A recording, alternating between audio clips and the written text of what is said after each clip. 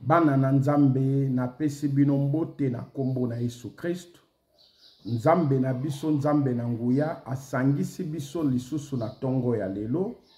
Malgré mbule zo menase mais nzamba tenga liloba kati nanga naleka na kopartager na yo liloba oyo poete na nzela na liloba nde lobiko ezali. Nzamba tenga na ker na lobela sermotu moko oyo azali kopase na kati ya vie ya bakomba. Olie azwa solution na kati na bitumba na ye, mais bitumba na ye eza ko se multiplier. Yokana ebisa yo bien aimé. Diable atinda kibiso. Alobi bokende bolukela ngai. Esika nyonso bokomona mutu wana benediction na ye elingi ekokisama. Bokotisa bitumba kati na ye pona ko bebisa benediction wana.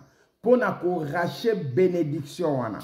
Alobi bolukela ngai bato oyo basambelaka Yesu Kristo na vie ya sanctification. Boleka bokotisa bitumba kati na bango, bobundisa bango, bokangelanga bango, bokotela banga bango na kati ya ba prison. Kasi batu oyo baza na masumu, bosimba bango te, po baza ya ngai diable. Yango moni bien aimé na mukanda na 1 Jean chapitre 3 verset 8, Bible nanga na yo elobi, moto oyo asali masumu azali mwana ya Satana. Poete Satana sala masumu uta ebandeli ya mokili. Kasi Yesu Kristo yaki pona kobebisa ba evre ya diable. Bien mozo comprendre que diable atidi biso to kotisa bitumba. Kake sika bato batambolaka na vie ya sanctification, batambolaka na vie ya prière. Yango mo Kristo zo mona eza na mutu moko akangama na masumu tango molai. Alotaka bandoto ya mabete, amonaka bitumba mabete, kasi mukolo oyo un païen asalaka repentance, akoti na vie de prière, okomona bitumba no efwe mata. Kasi kobanga bitumba te. Poete Yesu Kristo alobaki na biso, bitumbe koya kasi longa ekozala ya biso. Okoki komituna, tango ozalaki kati na masumu, obande komona bandoto ya mabete, obande komona bitumba na banzela na ote, me bando bandi kosambela. Bitumba no ekomi ko multiplier. Bien aimé, c'est parce que ozalaki na kati ya prison satanique. Tango yambi Yesu Kristo mokonzi pe mobikisi na yo. Yesu Kristo akangoli yo na kati ya prison wana. Esika oyo bakanga yo, bakolinga kotika yo liberté. Esika oyo bakanga yo, bakoluka ko multiplier bitumba epai na yo. Bako multiplier bitumba kati na bomoi na yo. Yango zomona mo Kristo, tango bandi kosambela mingi, bitumba no pe mati. Kasi kobanga bitumba te, esika bazo multiplier bitumba pona yo. Esika wana Yesu Kristo pa ko multiplier miracle pona yo. Esika o bazo multiplier ba komba pona yo. Esika wana Yesu Kristo pe ako multiplier victoire pona yo. Bien aimé, bitumba nyonso oyo zomona na kati ya bomoi na yo. Ozobunda bitumba. Bitumba ezokomela yo. Peut-être que santé etungisaka yo. Osilisi ba pasteur. Santé etungisaka yo. Osilisi ba hôpital. Santé etungisaka yo. Ochanze ba église. Bien aimé na yebisi yo ke bitumba nyonso oyo ezokomela yo. Likambu nyonso oyo etungisaka yo. Soki ezozwa solution te. Yeba ke quelque part ozaya kokangama na kati ya prison. Quelque part ozali vandi. Poete tozali na deux sortes ya bitumba. Bitumba mususu komona na kati ya bomoi na yo. Bitumba ezokomela yo. Memo Kristo zo sambela. Vi na yo ezo chanze te. Ba passe eza ko multiplier kaka. Tale siko bebisana kina nzambe. Luka bongise sika na nzambe. To bongisa kana nzambe na nzela ya repentance. Bien aimé, bitumba soke zo multiplier na bomoi na yo. célibat eza ko se multiplier na célibat prolongé. Ozomona ba femme de nuit ba mari de nuit ozobonde la maison si la tezozonga quelque part oza vandi oza na kati ya prison yo babalisi yo na butu.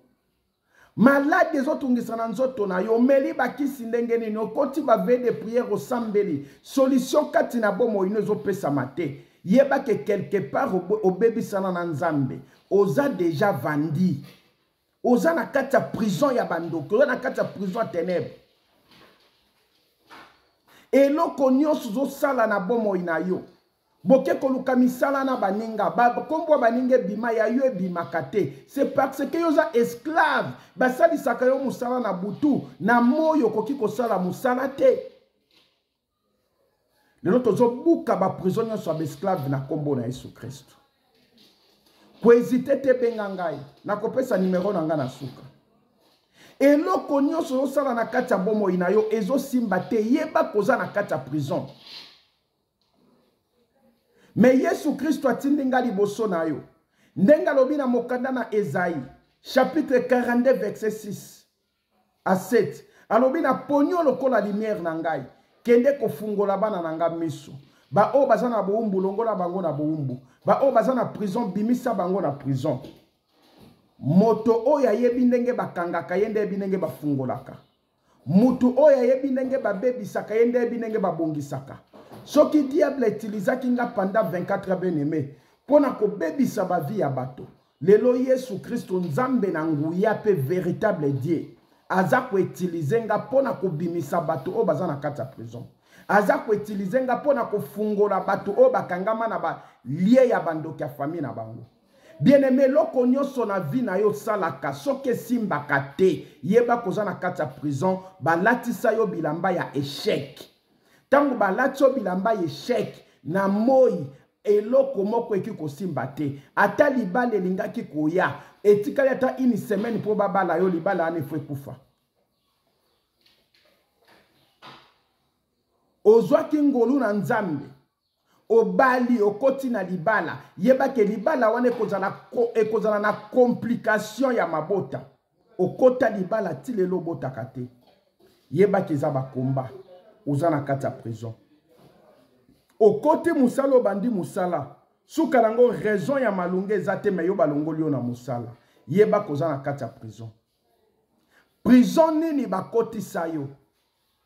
Prison nini bakotisa libota na yo?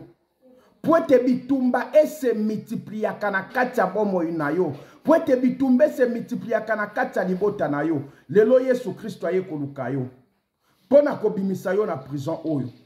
Koezite te benga numero na nge ezali 081 43 30 475 benga tokosambela pona yo tokopesa yo ba directive okomona nguya na Yesu Kristo ekokita ndenge kitaki kati na Pierre ebimisaki Pierre na prison.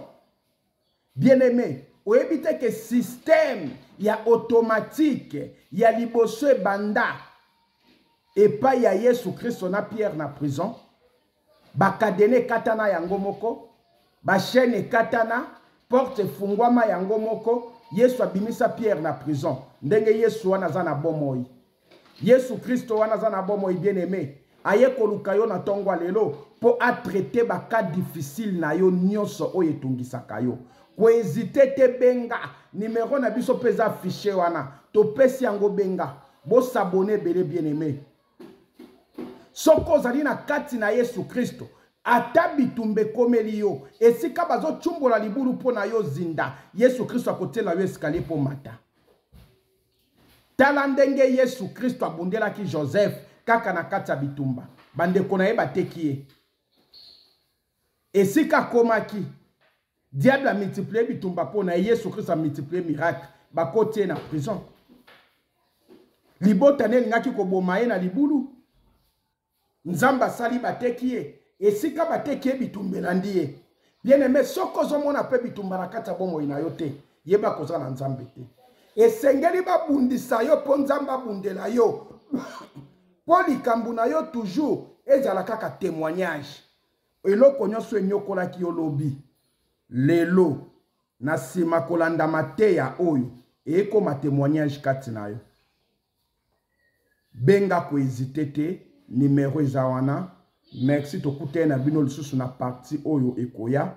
To sala be mission na kati ya a téléphone, c'est parce que nanu tozui ba caméra te, tozui ba biloko mosusu te. Tozana posa ba matériel bo soutenir biso na ba matériel. Nzamba pambola bino, soki Yesu Christ azongi te, to kute na bino na prédication pe témoignage mosusu ezoya. Merci.